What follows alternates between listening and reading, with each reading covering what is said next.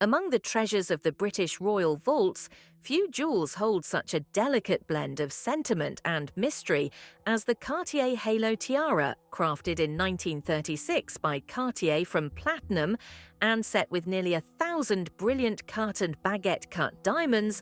The piece exudes the lightness of a crown made for a young princess rather than a reigning monarch. Its design, a series of graduated scrolls that form a halo-like arc, gives it the air of youthful radiance rather than imperial gravity.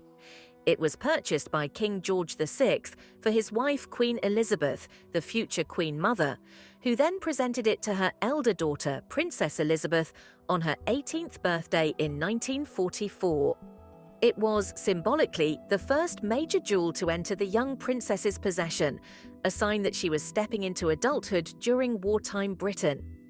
Yet, despite its sentimental value, the tiara was never photographed upon the Queen's own head.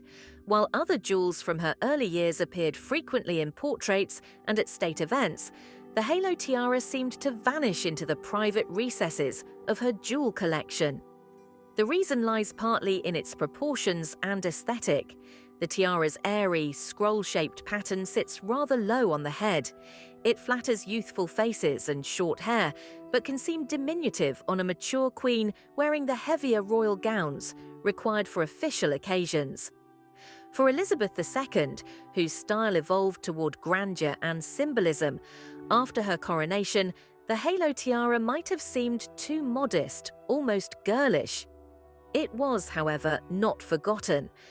The tiara was lent to Princess Margaret, who wore it several times during the early 1950s, most famously at the coronation of her sister in 1953. Later it appeared on Princess Anne in the early 1970s. After decades of rest in the royal vaults, it re-emerged in spectacular fashion when Catherine Middleton, now Princess of Wales, chose it for her wedding to Prince William in 2011. Its reappearance captivated the world, symbolizing continuity across generations of royal women. The irony is elegant. A tiara given to a future queen, designed to mark her coming of age, became world famous not through her own wearing, but through that of her granddaughter-in-law nearly 70 years later. Some royal historians believe the Queen deliberately reserved it for younger women, keeping its aura of youthful simplicity intact. Others suggest she simply had too many grander alternatives: the Girls of Great Britain and Ireland tiara, the Vladimir, and the Burmese ruby, to justify using one so light. Whatever the reason, the Cartier Halo tiara remains a gleaming paradox. A crown of light that its royal owner never wore, yet one forever tied to her legacy. Its slender platinum spirals and dancing diamonds embody both restraint and radiance. An emblem of a queen who ruled the world, yet left some jewels quietly untouched. Among all the royal tiaras resting in the vaults of the British monarchy, few carry a story as monumental or as politically charged as the Delhi Durbar tiara, originally created in 1911 for Queen Mary, grandmother of Queen Elizabeth II. It was designed to dazzle an empire. The occasion was the Delhi Durbar, the grand ceremony held in India to mark the coronation of King George V and Queen Mary as Emperor and Empress of India. Because the British crown jewels could not legally leave the United Kingdom, Garrard and Company, the crown jeweller, crafted an entirely new diadem to rival any worn by European royalty. The result was a breathtaking piece made of platinum and gold, set with thousands of diamonds, forming a garland of scrolls, festoons, and lyres. At its peak, the tiara could be fitted with some of the largest diamonds in the world, including the Cullinan 3 and 4 stones, making it one of the most opulent jewels ever worn by a queen consort. When Queen Mary passed away in 1953, her granddaughter inherited the tiara as part of the royal collection. Yet, Queen Elizabeth II never wore it in public. For a monarch who adored history and symbolism, the Delhi Durbar might have seemed a relic from another era, an emblem of imperial dominion rather than national unity. The tiara's very purpose was tied to colonial spectacle, designed to impress the Indian princes gathered beneath a blazing sun in Delhi. By the mid-20th century, the world had changed irrevocably. India had gained independence, and the British Empire was transforming into a commonwealth of equal nations. For Elizabeth II, who prided herself on her modern diplomatic approach to monarchy, such a tiara could have sent the wrong message. Aesthetically, too, it was a challenge. The Delhi Durbar is colossal. Its heavy framework and towering height make it one of the most physically demanding tiaras to where Queen Mary had possessed the stature and presence to balance such grandeur. But Elizabeth II preferred lighter, more comfortable pieces that allowed her to endure long state occasions with grace and ease. The smaller girls of Great Britain and Ireland. Tiara, or the Queen Mary fringe. Tiara suited her taste and her image as a serene, disciplined ruler. Still, the Delhi Durbar tiara was not forgotten. It appeared once more in public when Queen Camilla, then Duchess of Cornwall, wore it to a state banquet in 2005, bringing its intricate Edwardian scrolls back into the limelight after nearly a century. Its re-emergence reminded historians of the evolution of royal imagery, from imperial pomp to modern elegance. In the end, the Delhi Durbar tiara remains both magnificent and controversial, a glittering reminder of a chapter Britain no longer celebrates in quite the same way. For Elizabeth II, who reigned with quiet restraint and an acute awareness of global perception, leaving it in the vault may have been an act of subtle diplomacy. By never wearing it, she allowed the jewel to rest as a historical artifact rather than a political statement. And so it waits, immense and gleaming, a silent echo of an empire the Queen inherited but chose not to display. Among the most romantic and feminine jewels in the royal vault, the Strathmore Rose tiara carries a sense of Edwardian charm and delicate grace. Its story begins not with a queen, but with a young bride, Lady Elizabeth Bowes-Lyon, the future Queen Mother. When she married Prince Albert, Duke of York, later King George VI, in 1923, her father, the Earl of Strathmore, presented her with this exquisite tiara as a wedding gift. Crafted by Catchpole and Williams, the piece reflects the floral aesthetic beloved in the early 20th century. A gentle garland of 5 open roses, each formed of diamonds set in silver and gold, with tiny diamond leaves curling between them. The tiara can be worn in 2 ways, set upright on the head in traditional style or low across the brow in the 1920s flapper fashion. It even allows the individual roses to be detached and worn as brooches, a feature of delightful practicality. In photographs from the early years of her marriage, the Queen Mother can be seen wearing it low on her forehead, her youthful face framed by the sparkling blossoms. The tiara seemed to suit her personality, soft yet resilient, romantic but dignified. After her passing in 2002, the Strathmore Rose tiara entered the personal collection of Queen Elizabeth II.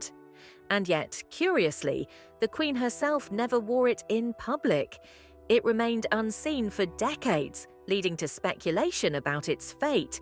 Some believed it had been dismantled, others that it was simply too fragile to wear. The truth lies somewhere in between. Experts suggest that the tiara's structure, made of delicate silver and gold threads nearly a century old, became too fragile for frequent use. It lacks the robust platinum framework typical of later royal jewels. Queen Elizabeth II, who valued practicality and presentation, may have judged it unsuitable for the heavy schedule of modern state events. Moreover, her personal style leaned toward architectural, symmetrical tiaras, the Vladimir, the girls of Great Britain and Ireland, or the Belgian sapphire, all of which complemented her regal presence far better than the soft floral whimsy of the Strathmore Rose. There is also an emotional dimension. The tiara was closely associated with her beloved mother, whose image and memory were sacred to her.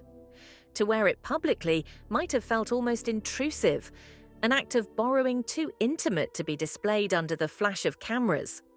The Queen was known for her discretion in matters of sentiment, and she often expressed love through preservation rather than display. Keeping the Strathmore Rose safely stored could have been her quiet way of honouring her mother's legacy. In recent years, however, the world has finally glimpsed this long slumbering treasure again.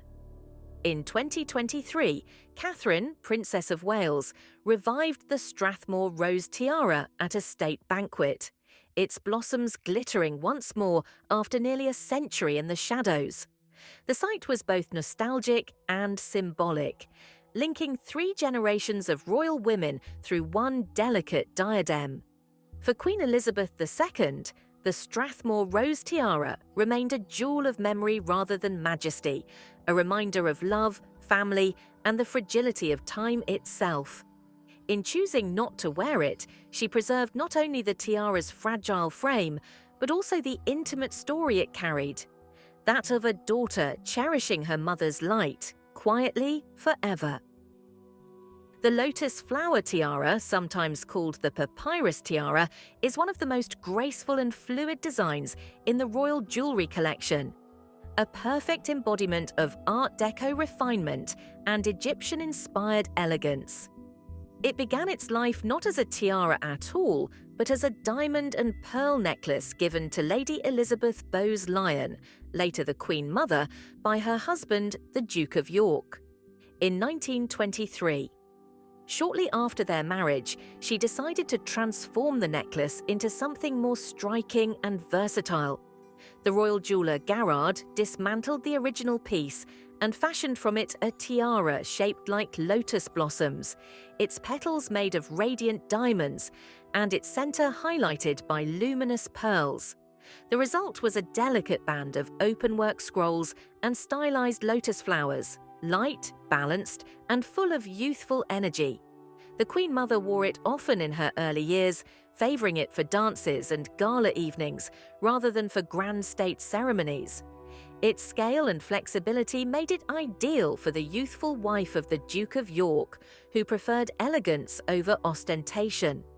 When she became Queen Consort in 1936, her jewellery choices grew more formal, and the tiara was soon passed down to her daughter, Princess Margaret, who made it her signature piece.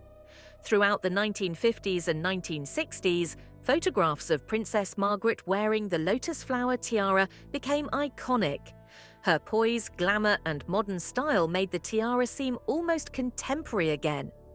After Margaret's death in 2002, the tiara returned to the royal vaults and was inherited by Queen Elizabeth II. Yet, despite its deep family history and timeless beauty, the Queen herself never wore it publicly. The reasons were likely a mixture of sentiment and style. The tiara, with its low profile and playful curves, was ideal for a princess or young royal, but perhaps too modest for a reigning queen who appeared mostly at state banquets, coronations, and formal portraits. Elizabeth II's preference leaned toward tiaras with architectural strength, pieces that projected authority, not charm. The lotus flower, by contrast, whispered rather than proclaimed. There is also a sense that the tiara belonged to her sister's memory. Princess Margaret had worn it at pivotal moments in her life, most notably at the White House dinner in 1965, where she dazzled Washington society. For Elizabeth II, who valued family sentiment above fashion, wearing it might have felt like intruding on her sister's legacy. The Queen often expressed affection through stewardship. She kept beloved jewels safe for the next generation rather than claiming them for herself. That next chapter arrived in 2013, when Catherine, Princess of Wales, appeared at a diplomatic reception wearing the Lotus Flower tiara. It suited her perfectly. Its delicate lines and luminous pearls matched her refined simplicity. The tiara reappeared again in 2022, re-establishing itself as one of the royal family's most romantic heirlooms. For Queen Elizabeth II, however, the Lotus Flower tiara remained a piece of quiet nostalgia. a shimmering relic of her mother's youth and her sister's elegance. By choosing not to wear it, she preserved its intimacy and allowed it to retain its aura of grace and lightness. It stands today as a symbol of continuity, a jewel passed from mother to daughter to niece, glowing with the unbroken lineage of royal womanhood. In its slender curves and floral symmetry, the tiara carries the pulse of history, not through grandeur, but through gentleness.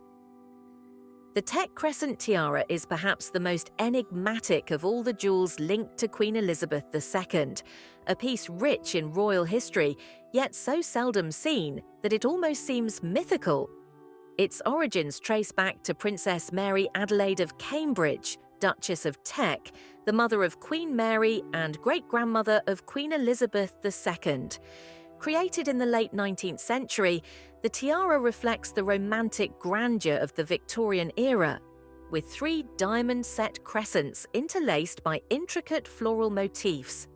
Each crescent, symbolizing femininity and renewal, is framed by radiant diamond stars, creating a celestial effect that once epitomized the tastes of high society during the 1800s. The tiara's design captures the transitional style of its time, part classical crescent diadem, part romantic garland. It was likely constructed by Garrard, though no official records confirm the maker Queen Mary inherited it from her mother, and in keeping with her passion for jewels, she wore and even modified it occasionally, pairing its elements with other diamond pieces. By the time Queen Elizabeth II inherited it in 1953, the Teck Crescent tiara had already passed through several generations of royal women. Yet the new monarch never wore it in public. There are no known photographs of Queen Elizabeth II wearing the tiara, not even in private or informal events. Historians suggest several reasons for this silence. The first is its dated aesthetic. By the mid-20th century, the crescent motif had fallen out of fashion. The piece's ornate Victorian flourishes seemed out of step with Elizabeth II's preference for geometric Art Deco and neoclassical designs. She gravitated toward tiaras that emphasized order and symmetry. The Vladimir tiara's circular drops, the fringe tiara's radiant spikes, the girls of Great Britain and Ireland. Tiara's architectural balance. Against these, the Teck Crescent's busy composition might have appeared overly sentimental and heavy. Another factor may have been its structural fragility. Crafted in silver and gold rather than sturdier platinum, the tiara could have been difficult to wear for extended periods. Queen Elizabeth II's schedule of long state banquets and formal appearances demanded jewels that balanced comfort and endurance. Many Victorian tiaras were heavy and prone to movement. A slight shift could cause discomfort or even damage. The Queen, ever practical, was known to favour stability and discretion over mere display, but there is also an emotional undertone to her restraint. The Teck Crescent tiara was deeply connected to her grandmother, Queen Mary, a towering figure in her life and in royal memory. Queen Mary's image was defined by her towering tiaras and vast jewel collection. She represented an older, more imperial style of monarchy. Elizabeth II, by contrast, forged a new vision, modest, approachable, and diplomatic. To wear such a symbol of opulent Victoriana might have seemed to her both anachronistic and self-indulgent. By leaving the tiara unworn, she allowed it to remain an artifact of her ancestry rather than a statement of her reign. Today, the Teck Crescent tiara has not been seen for decades. It may rest quietly within the royal vaults, occasionally examined but never displayed. Some jewellery historians hope it will one day reappear, perhaps restored and modernised for a future generation. Its crescents, long unseen, still glimmer with hidden light, like the memory of moonlight behind clouded glass. For Elizabeth II, it was a relic of another age, a piece she chose to honour not by wearing, but by keeping safe, an emblem of lineage preserved in silence. The Princess Andrew Meander Tiara is a masterpiece of neoclassical restraint, a gleaming circlet of diamonds shaped into an elegant Greek key or meander pattern. Its symmetry and purity of design make it one of the most intellectually beautiful pieces in the royal collection, less ostentatious than many other diadems, yet perfectly composed.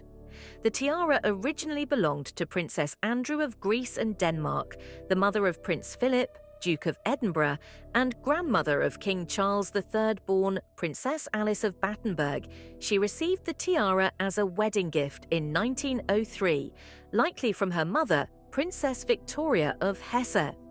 The design was typical of early 20th century taste, classical, dignified, and symbolic.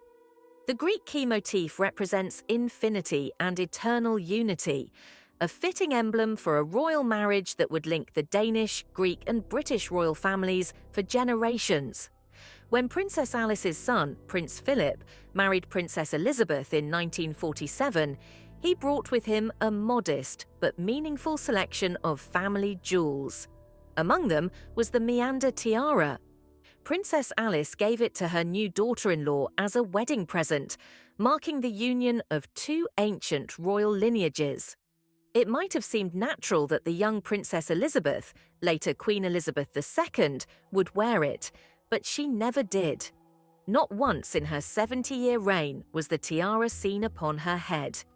Instead, it quietly passed to her daughter, Princess Anne, who first wore it in 1972 and made it one of her most recognizable jewels. Why did the Queen never wear such a beautiful and symbolic piece? The reasons reveal much about her personality and her approach to royal symbolism. First, the Meander Tiara, though elegant, is relatively modest in scale and simplicity. It lacks the towering height and presence that Elizabeth II preferred for formal state occasions, where visual impact across vast rooms was essential. Her chosen tiaras, the girls of Great Britain and Ireland, the Grand Duchess Vladimir, the Burmese ruby, were more architectural, their designs visible even from a distance. The meander, by contrast, lies flat against the head, its rhythmic pattern subtle and understated. There was also a deeply personal reason the tiara had come from her husband's side of the family, and though that link was meaningful, the Queen seems to have viewed it as something belonging more properly to Anne, the daughter who most resembled Prince Philip in temperament and taste. Anne's practical, no-nonsense personality and her close relationship with her father made her the perfect custodian of a jewel that symbolized Greek heritage and stoic beauty. When Anne wore it for her own wedding to Captain Mark Phillips in 1973, the tiara found its natural home. Moreover, Elizabeth II may have considered the Meander Tiara less suited to her public image as a global monarch. Its classical Greek motifs, while artistically refined, lacked the unmistakable Britishness of the other jewels that had come to define her reign. For a queen whose every appearance was photographed, every accessory analysed, each jewel carried a message. The Meander's lineage was personal, not political. It spoke of family, not empire, and that distinction mattered. Today, the Princess Andrew Meander Tiara remains one of Princess Anne's favourite pieces. Still worn regularly at state banquets and formal occasions, its crisp lines and mathematical symmetry perfectly echo Anne's composed, athletic grace. For Elizabeth II, however, it was a piece best left unworn, a token of family affection rather than a public emblem of monarchy. In the end, the Meander Tiara's story completes the circle of Elizabeth II's unchosen jewels. Each one reflects her subtle restraint, the ability to recognize beauty without the need to display it. Where others might have adorned themselves with every gem available, she chose instead to let some sparkle only in memory, not in light. The Meander Tiara, with its unbroken line of diamonds winding eternally around the head, became a fitting metaphor for her reign itself, enduring, balanced, and quietly infinite. Taken together, the 6 tiaras Queen Elizabeth II never wore form a portrait far more revealing than any jewel she displayed in public. They represent not just the unused corners of her collection, but the private edges of her character, her restraint, her sense of continuity, and her deep understanding that every jewel carries a message. A tiara on a queen is not merely decoration, it is a symbol broadcast across nations, a deliberate choice meant to signal stability, tradition, or diplomatic respect. For Elizabeth II, who treated monarchy as service rather than spectacle, not every jewel qualified for that role. Many she loved for their history, their craftsmanship, or their family ties, but still she decided they belonged to memory rather than the global stage. Each unworn tiara reveals something specific about her. The Cartier Halo spoke of youth and wartime austerity, a piece she outgrew before she ever had the chance to wear it. The Delhi Durbar was too deeply rooted in the faded narrative of empire, a story she declined to revive as she steered the monarchy into a post-colonial age. The Strathmore Rose carried the tender imprint of her mother's early life, a jewel she may have felt was too intimate to display as sovereign. The Lotus Flower had become her sister's signature, and she respected that boundary with quiet loyalty. The Teck Crescent belonged to the Victorian world of her grandmother Mary, a world too ornate and heavy for the modern queen she chose to be. And the Princess Andrew Meander was a gift of family heritage, one she instinctively saved for Princess Anne, whose bond with Prince Philip gave the tiara a more fitting home. Through these silent choices, the Queen demonstrated a guiding principle. Not everything given must be used to be valued. She understood the power of preservation, of allowing certain jewels to remain connected to the people and moments that shaped them. For her, wearing a tiara was not about variety, but purpose. The pieces she favoured were those that had become part of the monarchy's visual language. She chose clarity over abundance, symbolism over novelty. In doing so, she shaped an instantly recognisable regal silhouette that remained consistent for decades, an image the world came to trust. There is also something deeply human in her restraint. These unworn tiaras remind us that even a queen has emotional borders. Some pieces were simply not her, others were too fragile, and some belonged to memories she held sacred. Her choices reveal a woman who navigated tradition with sensitivity, protecting both the jewels and the stories they held. She did not erase history, but she also did not feel compelled to parade every inheritance. Instead, she allowed time to decide when each piece would reappear, often saving them for the next generation. Today, as these tiaras slowly return to public life, worn by Queen Camilla, Princess Anne, or the Princess of Wales, they connect modern royal women to their predecessors in a way no speech or ceremony quite can. They are reminders that monarchy, at its core, is continuity. Through wearers and non-wearers alike, each jewel becomes a chapter in a larger narrative, the evolving identity of a family that represents a nation. And so the tiaras Elizabeth II never touched speak just as loudly as those she made iconic. They show a queen who understood the difference between possession and purpose, who chose not to shine in every jewel because she did not need to. In their quietness, they reflect her steadiness. In their history, her respect for legacy. Even unworn, they illuminate her reign, subtle, deliberate, and enduring.